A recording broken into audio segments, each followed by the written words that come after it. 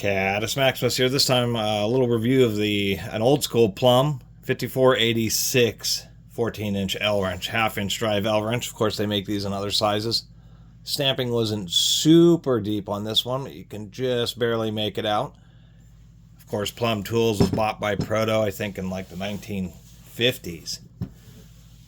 Not very common anymore, these L wrenches, but they certainly are handy, and this Plomb kind of sets itself apart for having just such a short, just about 1.5 inch tall bend.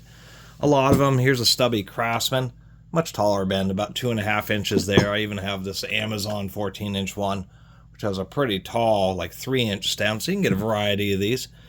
More modern ones are like this, where they'll include a drive on the handle end, where of course one made 75 years ago does not. It's actually 5/8-inch rod. This is going to be drawn rod, where it starts out bigger and then they pull it through a set of dies to shrink it down, and that really toughens up the steel. So I actually have quite a bit of confidence in this. Not going to be quite as strong as a big forged handle on a, like a spinner handle traditional breaker bar, but the nice thing about these L wrenches is simply the fact that if you're doing assembly work or adjusting things, we have to just tighten and loosen something, they're really handy. And the reason is if if you're using socketry, maybe you have a bigger socket on something, you kind of have to deal with the breaker bars flopping around. Craftsman is pretty stout. Detent there. T-handles are of course handy because once you break the fastener, you can spin them off. But of course they can also have issues where the socket wants to flop around, which can be frustrating in a variety of situations. And you just want to have a wrench that works or you want to use a socket just like a wrench, just like a fixed piece of hardware. And so that's the nice thing about it, is you can slap on a socket and you can break something loose and then tighten it up.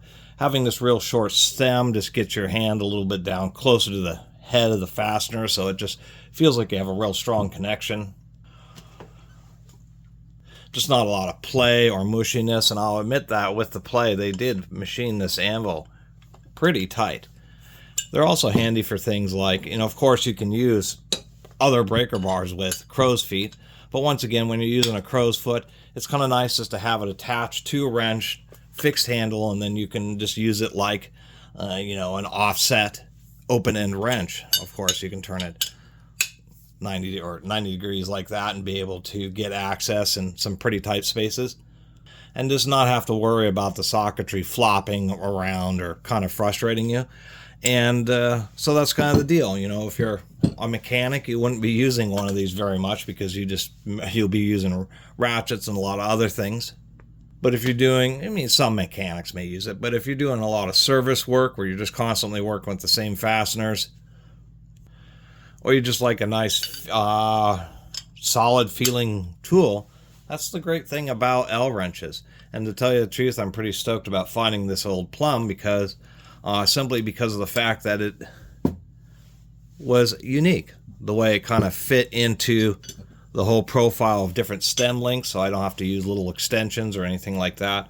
Of course, the lowest profile of these types of wrenches is this very vintage Blackhawk. What is that, a 9202? And this one actually has a one-piece forged head, but of course this Blackhawk is just absolutely ultra stubby, just the lowest profile of any fixed handle socket wrench I've ever seen. And so this, as we can see here, this Plomb actually,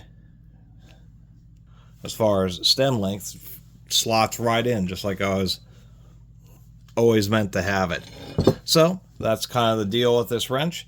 And if you ever see these kind of oddball wrenches, that's how they are. They just look like a metal bar that's been bent over and somebody may have hand ground a square onto it. There's actually lots of these were real tools.